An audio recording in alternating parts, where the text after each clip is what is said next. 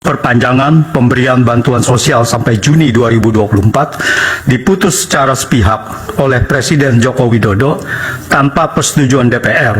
melanggar konstitusi dan sejumlah undang-undang.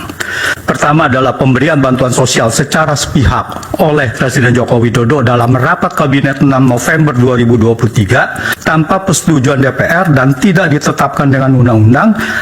melanggar pasal 23 Undang-Undang Dasar. Presiden Joko Widodo kemudian memerintahkan kepada Kementerian Keuangan melakukan pemblokiran anggaran di sejumlah kementerian lembaga senilai 50,15 triliun. Erlangga Hartarto mengaku pemblokiran anggaran di sejumlah kementerian lembaga untuk anggaran bantuan sosial.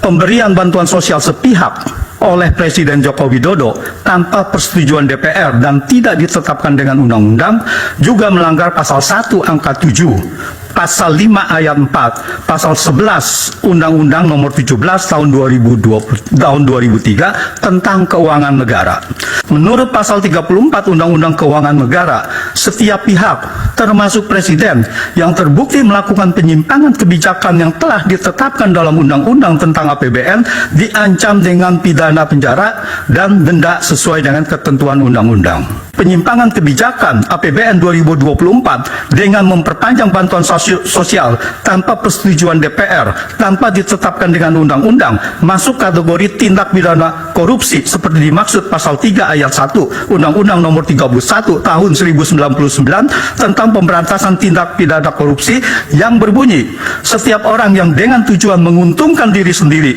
atau orang lain atau suatu korporasi menyalahgunakan kewenangan, kesempatan atau sarana yang ada padanya karena jabatan dan kedudukan yang dapat merugikan keuangan negara dan atau perekonomian negara dipidana dengan pidana penjara seumur hidup atau pidana penjara paling singkat 1 tahun dan paling lama 20 tahun.